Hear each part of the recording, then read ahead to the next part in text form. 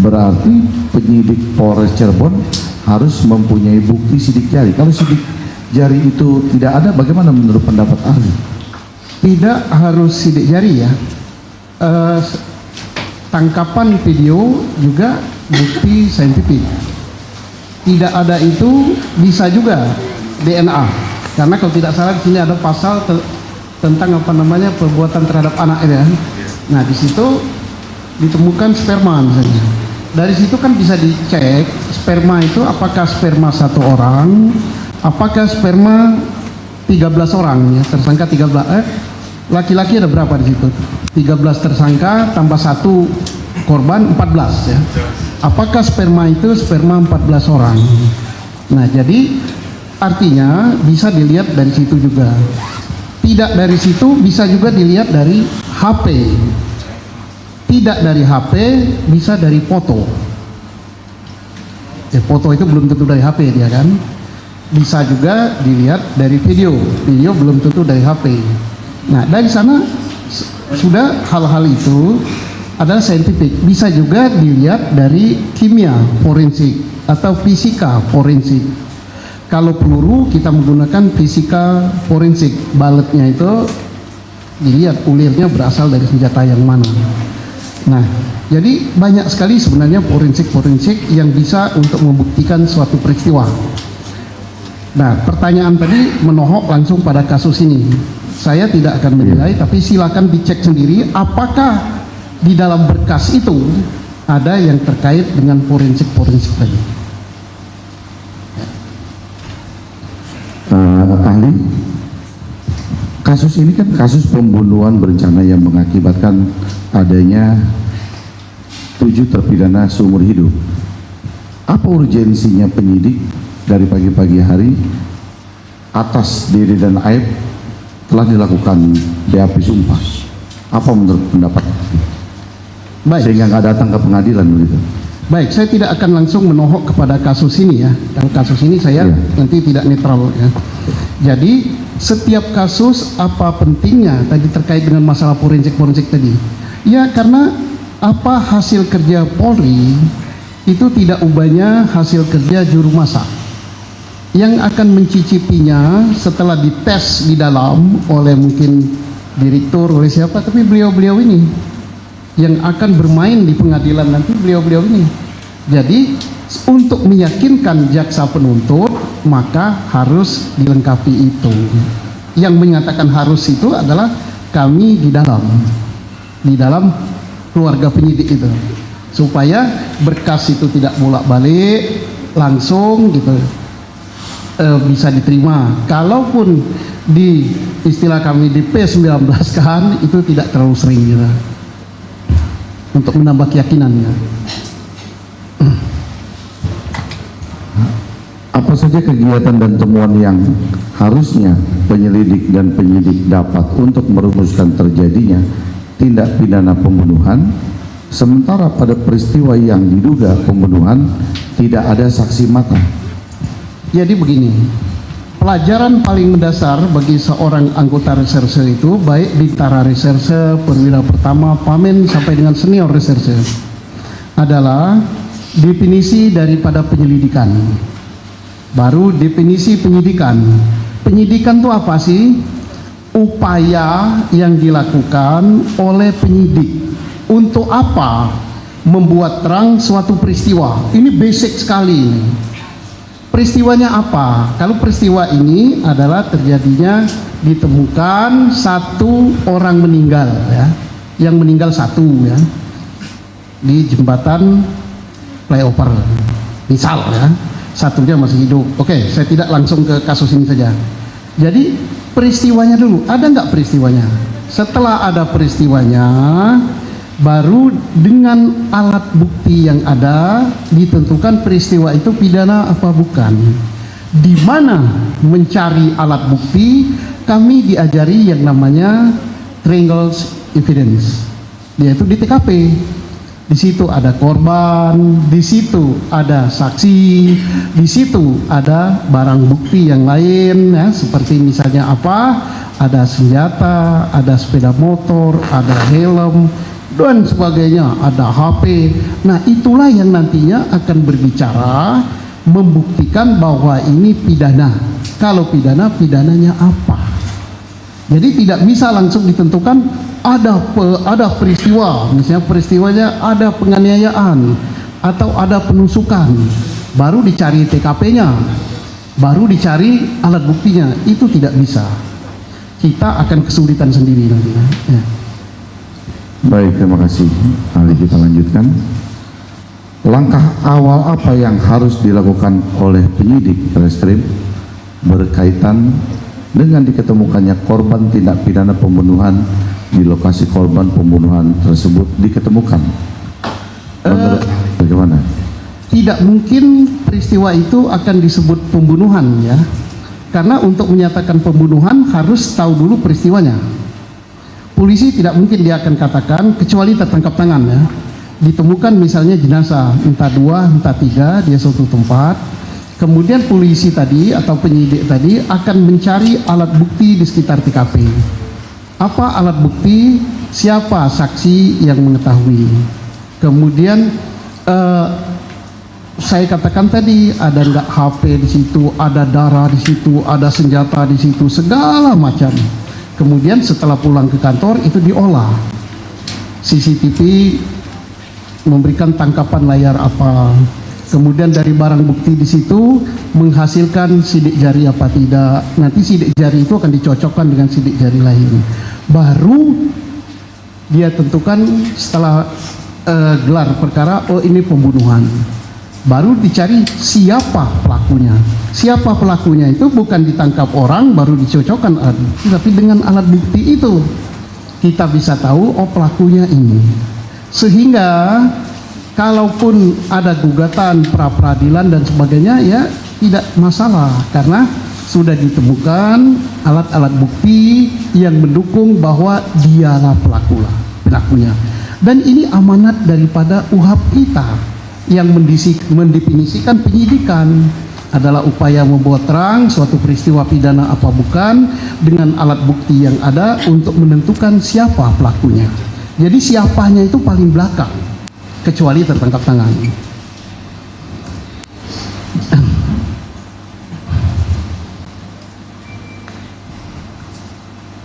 Bagaimana menurut ahli jika sebelumnya atas korban tersebut telah disimpulkan bukan korban dari adanya tindak pidana pembunuhan, melainkan karena kecelakaan lalu lintas, apakah perlakuan tindakan dari penyidik itu sama? Lah, suatu peristiwa dikatakan kecelakaan lalu lintas tentunya tidak begitu saja, ya. Harus ada alat-alat bukti. Alat buktinya apa? Ya bisa korbannya bisa korban luka ringan, bisa luka berat, bisa juga sampai korban meninggal. Kemudian di lokasi itu tentunya harus ada kendaraan atau bekas kendaraan, atau kalau sampai meninggal mungkin ada darah dan sebagainya. Nah, dengan itulah alat-alat bukti yang ada bahwa ini adalah kecelakaan. Dan yang mendefinisikan kecelakaan atau bukan adalah ahlinya.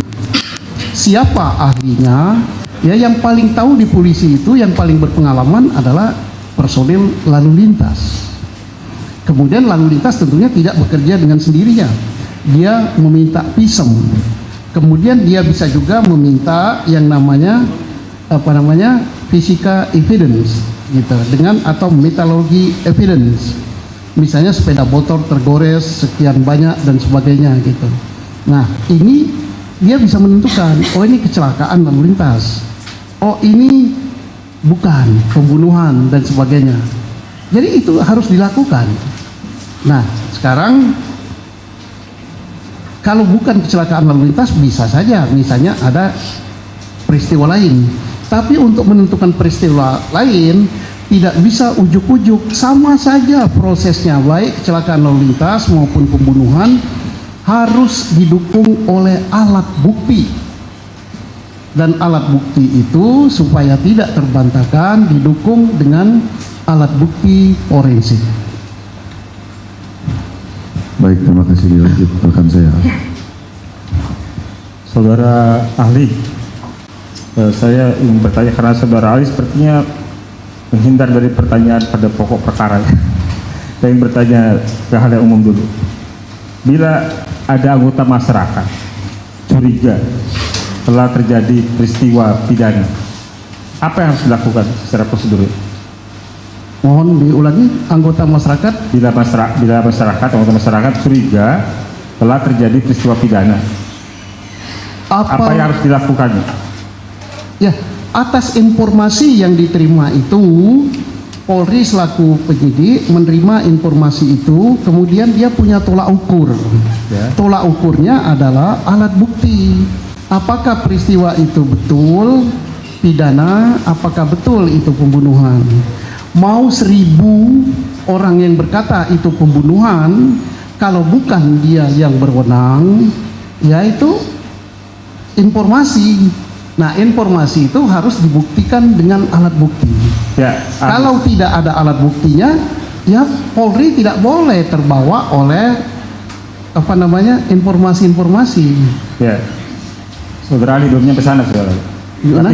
Belum sampai sana, belum sejauh itu. Ya. Jadi pertanyaan saya, ini masyarakat ada yang mencurigai terjadi peristiwa pidana, dia harus melakukan apa? Lapor ke polisi, ya Pak? Gitu Pak Ali? Jadi hukum di negara kita ini tidak berdasarkan kecurigaan ya, tapi Ya. berdasarkan pembuktian, standar pembuktiannya jelas. SOP bekerja pun sudah diatur di dalam guidance box kita, yaitu hukum acara. Silakan siapa yang merasa gitu lapor. Ya, lapor polisi. Ya, Setelah dia lapor polisi, ahli, apa langkah yang akan dilakukan oleh pihak kepolisian dari laporan tersebut?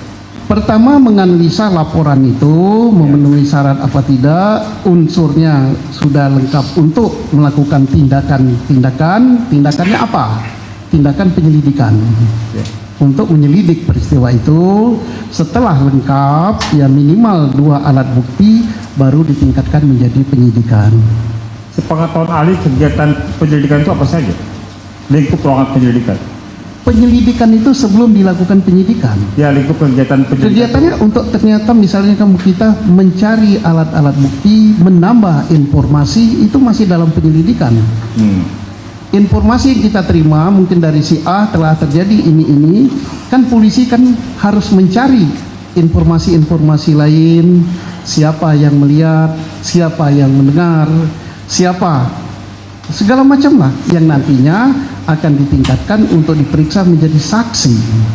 Ya. Kalau sudah memeriksa saksi, sudah pro justisia, itu sudah penyidikan. Kapan menjadi penyidikan? Ya, manakala sudah pro justisia, Kapan produksinya?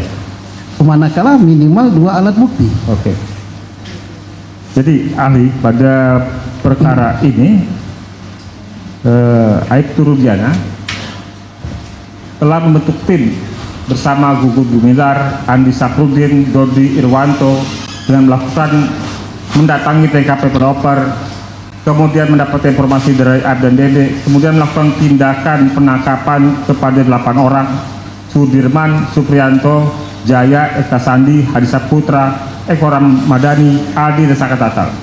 Dan kemudian menangkap mereka, membawa mereka ke Polres Kota Cirebon, melakukan interogasi juga penyisaan terhadap 8 orang tersebut tanpa ada didahului adanya laporan polisi, tanpa adanya surat perintah penyelidikan, tanpa ada surat perintah penangkapan. Apakah perbuatan seperti ini dapat dibenarkan di kepolisian, di Polri? Saya tidak langsung menjawab karena ini sudah langsung ke kasus ya. Ya. Tapi apa yang benar terjadi kalau seperti itu, silakan dilaporkan kepada Polri. Dalam hal ini, apakah ke Polda Jawa Barat, apakah langsung ke Mabes Polri, dan Mabes Polri harus bertindak atas laporan itu. Tapi secara general ya, secara umum, bukan pada menohok pada kasus Cirebon, bukan pada kasus Rudiana, bahwa ada tadi sudah saya jelaskan kalau nggak salah dari awal tadi, tertangkap tangan dengan tidak tertangkap tangan. Ya. Kalau tertangkap tangan itu siapapun boleh menangkap, diserahkan kepada yang berwenang. Kalau tidak tertangkap tangan, ada aturannya sudah saya jelaskan tadi. Ya. Kan ahli 35 tahun ya menjadi penyidik. Pertanyaan kami, apakah hal seperti itu dibenarkan selama ahli menjabat dengan jabatan terakhir Kabar Reskrim? Saya katakan bahwa apapun yang dilakukan yang menyimpang dari UHAP, hukum acara, itu guidance book yang paling besar, termasuk menyimpang dari keputusan Mahkamah Konstitusi terkait dengan penyidikan alat bukti, apapun yang menyimpang dari Kapolri atau peraturan Kapolri terkait dengan masalah penyelidikan dan penyidikan, ya tentunya tidak dibenarkan oleh siapapun, dimanapun dalam lingkup Polri, bukan hanya di Cirebon saja ya, seluruh itu tidak boleh. Nah mungkin kalau bagaimana terjadi di Cirebon, ya saya sudah katakan seluruh Indonesia tidak boleh seperti itu. Nah apakah mungkin hal itu terjadi? Yang namanya satuan yang besar, Polri itu 400.000 lebih gitu, anggota reskrimnya 100.000 lebih, ya mungkin saja. Saya tidak berani menyatakan tidak mungkin terjadi, ya semuanya serba mungkin gitu ya. Pada perkara Saka Tatal ini, Pak Ahli, dari putusan yang ada bisa kita baca bersama. Sebagai tadi mana ahli singgung soal scientific crime investigation, di pada 3 perkara nomor 16, 3 dan 4 tidak ada bukti sidik jari, tidak ada bukti DNA, tidak ada bukti CCTV, tidak ada hasil lab, tidak ada hasil handphone atau percakapan, tidak ada juga foto.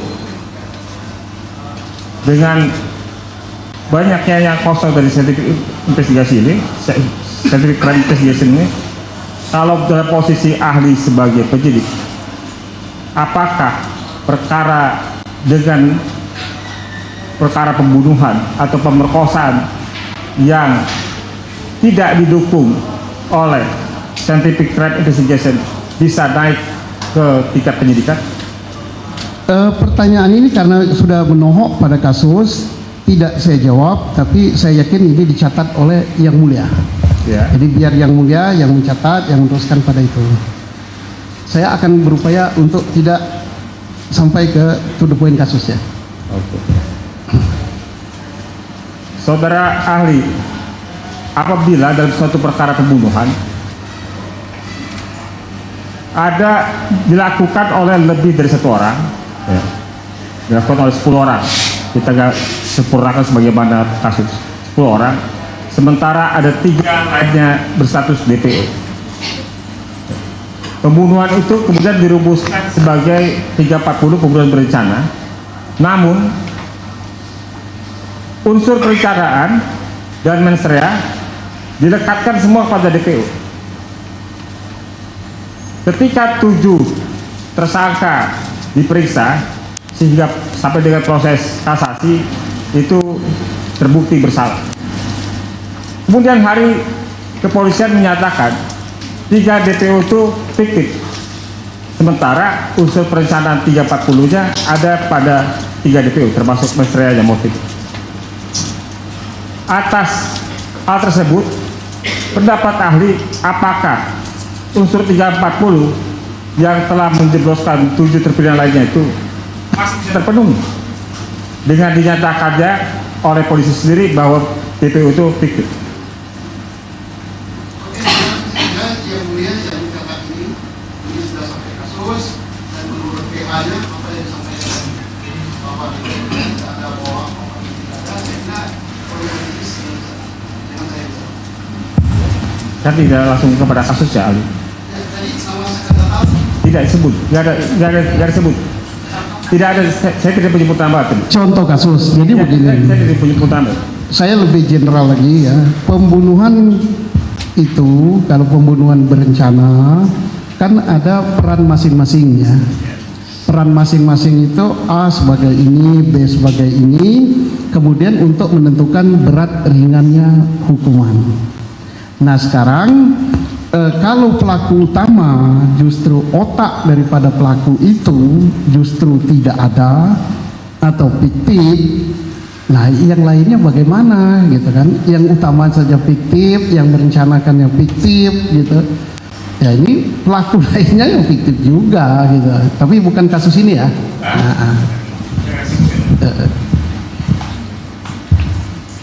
Jadi nyarinya bagaimana itu seperti apa maksudnya ahli? Bisa dijelaskan nggak? Ya, pelaku utamanya nggak ada, yang berperan membunuhnya nggak ada, yang berperan merencanakan nggak ada. Ya. Ya, pelaku lainnya ya nggak ada juga gitu kan. Ya. Ya. Saya tambahkan lagi. Apabila di suatu kasus itu yang sudah dinyatakan terbukti dengan keterangan saksi-saksi sudah dihadirkan dalam persidangan yang memberatkan para tersangka sehingga mereka menjadi terpidana. Kemudian para saksi diantaranya itu mencabut keterangannya dan menyampaikan keterangan yang dulu diberikan ketika di persidangan yang membuat para pelaku dipidana adalah keterangan palsu. Apakah dengan hal ini peristiwa yang dinyatakan sebagai peristiwa pidana itu masih dapat dipertanggungjawabkan atau mempunyai nilai akuntabelitas di konteks penyelidikan dan proses peradilannya? Hukum acara kita telah memberikan suatu jalan ya, satu gate, gerbang. Kalau terjadi peristiwa seperti itu, bagi siapa yang merasa dirugikan, baik langsung atau melalui penasihat hukumnya, advokat dapat melakukan kalau dia sudah punya kekuatan hukum tetap, yaitu peninjauan kembali. Kalau belum sampai ke level itu kan ada pintu kasasi, ada pintu juga banding. Ya. Ya, jadi apa yang disampaikan tadi, nah itu menjadi pertimbangan oleh majelis untuk apakah keberatan daripada tersangka yang tadinya sudah menjadi terpidana pada level mana itu untuk dipertimbangkan. Nah, tergantung bukti-bukti yang diajukan serta dalil-dalil yang disampaikan. Ya.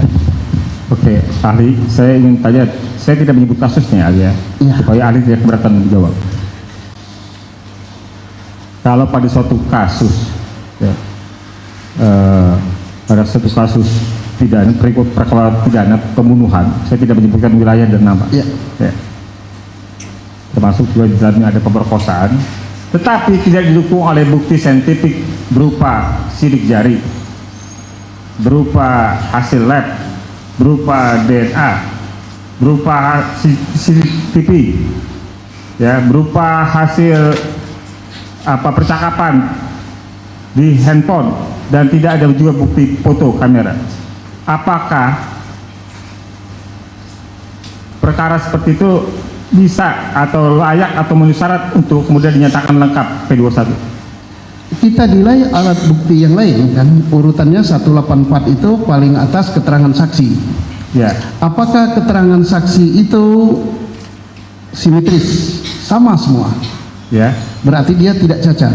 Setelah tidak cacat, apakah keterangan saksi ini didukung atau bersesuaian dengan alat bukti yang lain? Ya. Kalau tidak bersesuaian dengan alat bukti lain, apalagi satu sama lain sudah saling bertentangan, maka keterangan saksi itu lemah sekali. Ya. Oke, masih ada pintu berikut, yaitu keterangan ahli. Ya. Nah, keterangan ahli ini terkait dengan keahlian apa dia? Misalnya, dia ahli di bidang fisika forensik yang akan melihat bulat itu alur senjata. Dia menyatakan bahwa peluru ini berasal dari senjata ini, maka itu bisa dengan keterangan ahli. Keterangan ahli tidak cukup dengan itu, dengan dia ngomong saja, tapi harus didukung dengan keterangan yang lain, dengan surat. Apakah keterangan yang lain lagi? Dengan keterangan terdakwa. Tapi kalau keterangan terdakwa sudah tidak ada atau dia tidak mengakui, keterangan ahli tidak ada, surat tidak ada, yang ada hanya keterangan saksi. Keterangan saksi pun sudah tidak simetris, tidak didukung alat bukti yang lain, yaitu lemah namanya. Artinya tidak layak untuk jadi dinyatakan P21 lengkap. Layak apa tidaknya yang menilai beliau-beliau ini. Karena yang akan bermain di lapangan beliau yang akan menghadapi yang mulia. Beliau yakin apa tidak gitu. Terima kasih, ahli. Tambahan sedikit ahli. Sebagai mantan Kabar Reskrim, di situ kan ada berbagai unit, ada unit ini, direktorat ini dan sebagainya. Kita tahu bahwa kasus pembunuhan itu misalkan ditangani oleh Reskrim lalu di unit lain ketika ada kejadian dia katakanlah unitnya narkoba, lalu dia membawa yang diduga adalah pelaku, diinterogasi, lalu dipukuli, disiksa, kemudian setelah disuruh mengaku dia kemudian membuat LP. Apakah dibenarkan secara aturan kepolisian menurut ahli mantan Kabar Reskrim? Tadi sudah saya jelaskan bahwa tidak semua polisi berwenang menangkap. Tadi sudah saya ceritakan bahwa untuk melakukan suatu perbuatan itu sudah ada aturannya, guidance booknya, mulai dari hukum acara sampai dengan peraturan Kapolri. Saya kira sudah tadi. Baik, cukup, terima kasih.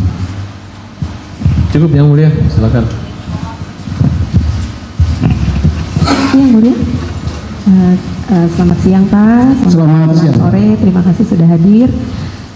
Saya akan bertanya Pak terkait penyidikan ya Pak ya.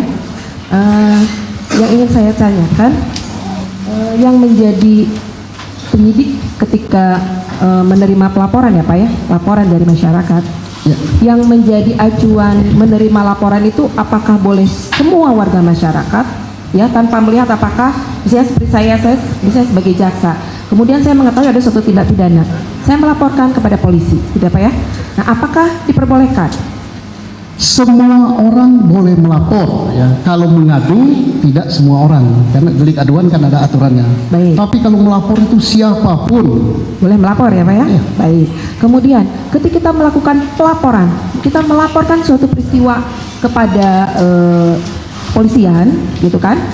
Apa saja persyaratan yang harus kita bawa? Apakah berikut alat bukti langsung kita bawa, gitu kan? Karena kan sepengetahuan saya, ketika kita melaporkan sesuatu itu di sana itu ada pasal apa yang dikenakan, kemudian siapa saja yang menjadi saksi, siapa pelapor, begitu kan Pak ya? Nah, persyaratan apa Pak yang harus dibawa untuk melengkapi pelaporan dari kami, misalnya pelaporan dari masyarakat misalnya?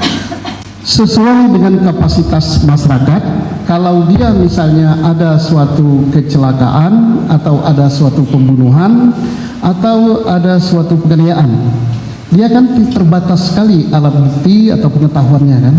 Dia hanya melaporkan, Pak, telah terjadi orang ditusuk di pasar. Nama yang menusuk saya tidak tahu, nama yang ditusuk saya tidak tahu, tapi kelihatannya tubuhnya tinggi, di tangan kanannya ada tato, nusuknya itu pakai belati, rambutnya keriting. Kalau polisi nanya, apa bukti yang Anda punya lain lagi? Ya itu aja Pak yang saya ketahui. Tidak masalah. Tidak masalah. Artinya dengan alat bukti yang demikian itu bisa melapor, kemudian Iya. tadi Bapak ahli sampaikan bahwa setelah mendapat pelaporan itu kemudian dilakukan penyelidikan, Iya. dibuat tim, Iya. penunjukan penyidik ya Pak? Iya, untuk tindak lanjut dilakukan penyelidikan. Betul setelah terjadi peristiwa itu, selain bapak atau ibu yang melapor tadi, ada lagi apa tidak yang melihat?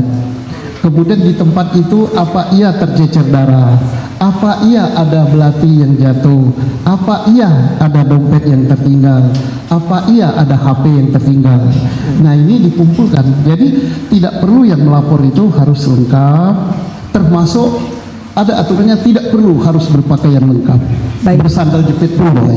Terima kasih Bapak. Nah, terkait pelaporan tersebut ya, ketika kita melakukan pelaporan, artinya ketika masyarakat melakukan pelaporan, kan diminta pasal-pasal yang dilaporkan oleh kita itu apa, ya Pak ya, oleh masyarakat itu apa, ahli. Nah, apakah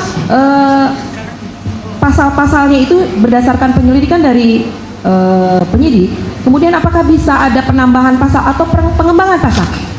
Pasal itu yang melapor itu kan misalnya ada orang jualan di pasar ya, boro-boro dia tahu pasal, jenis kejahatannya pun dia nggak tahu. Baik. Jadi pasal itu tidak dimasukkan seketika itu. Yang penting dia melihat ada orang apa namanya tadi nempeleng orang atau ada orang nusuk orang. Apakah itu penganiayaan, apakah itu pembunuhan atau percobaan pembunuhan, ya hasil pengembangan dari polisi. Setelah itu pun masih bisa berkembang kan. Polisi kan koordinasi sama yang akan bermain di pengadilan dengan jaksa penuntut yang sudah ditunjuk. Benar nggak kami sudah menentukan pasal ini dengan ini, kan masih bisa berkembang. Baik, artinya kan dari hasil penyelidikan yang dilakukan oleh penyidik, kemudian bisa timbul pasal-pasal baru atau pasal-pasal lain. Nah, kemudian yang ingin saya tanyakan, prosedur untuk bahwa itu penyidik melakukan melakukan penyidikan di tingkat kepenyidikan, kan ada yang namanya SPDP. Kemudian selanjutnya dikirim kepada kami. Nah, yang saya ingin ketahui Pak, untuk menuju kepada SPDP yang dikirim kepada kejaksaan, nah prosedural untuk maju ke sana itu apakah dilalui gelar perkara? Jelas. Atau misalnya untuk menetapkan suatu tersangka itu apakah dilakukan gelar perkara? Mohon izin bisa menjelaskan. Harus. Karena penyidik ini kan pikiran satu orang. Kalau penyidik langsung melaporkan itu, nanti kepala unitnya, kasatnya nggak kerja dia.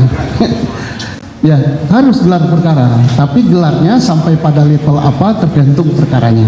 Oh, tergantung kepada Kalau perkaranya biasa-biasa mungkin cukup sampai di Polres itu, mungkin kasat dipimpin oleh Wakapolres. Kalau dia sudah perkaranya besar sekali, mungkin dari Polda turun, Wasdik Polda turun, tergantung. Baik, terima kasih. Kemudian gini ahli, apa prosedur ketika di daerah, misalnya di suatu daerah ada suatu tindak pidana? Karena kami ada menangani beberapa perkara itu, ada pelimpahan dari Polres kepada Polda Jawa Barat. Nah, apa prosedur pelimpahan dari Polres kepada Polda Jawa Barat?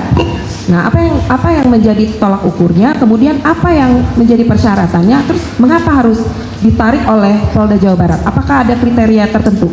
Mohon dijelaskan. Oke, jadi peralihan perkara ya yang mengenai. Baik, ya. Bisa dari Polres dialihkan ke Polda, bisa juga dari Polda diturunkan ke Polres, semua mungkin itu. Nah, pertama tergantung perkaranya. Maksud tergantung perkaranya, kalau perkara itu misalnya di suatu kabupaten atau di satu kota tidak terlalu besar, itu akan menimbulkan kegaduhan, itu bisa saja Polda menariknya. Atau satuan setempat, Polresnya bisa melimpahkan ke Polda dengan berbagai alasan. Nanti pelimpahannya pengadilan yang menyidangkan, tergantung lokus delikti daripada perkara itu. Baik, kalaupun misalnya Pak, apakah ada perkara dari daerah ditarik ke Polda Jawa Barat terkait kompetensi wilayah mengadili? Karena Polda Jawa Barat menangani perkara Provinsi Jawa Barat. Ya. Artinya seperti itu ya Pak. Ya.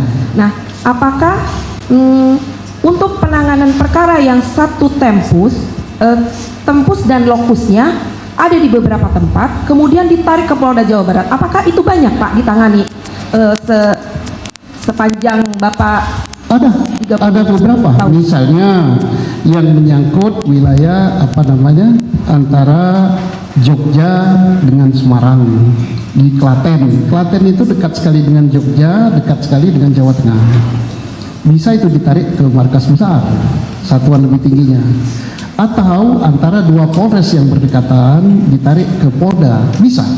Tetapi penyelesaian kasus itu kemana tergantung TKP-nya.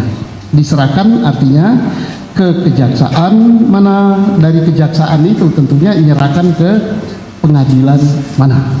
Pengadilannya adalah sesuai dengan lokus delikti daripada perkara itu. Artinya beberapa wilayah kabupaten juga, kalau tempus lokusnya di beberapa wilayah kabupaten, artinya bisa ditarik ke Polda Jawa Barat. Baik. Nah, kemudian yang ingin saya tanyakan lagi terkait perkara laka lantas Pak, izin. Sepengetahuan saksi, ketika menangani mohon maaf, sepengetahuan ahli terkait perkara laka lantas, apabila terjadi suatu perkara laka lantas yang pertama kali dilakukan oleh tim dari polisi laka lantas, itu apa Pak? Apakah memfoto lokasi, kemudian memfoto korban?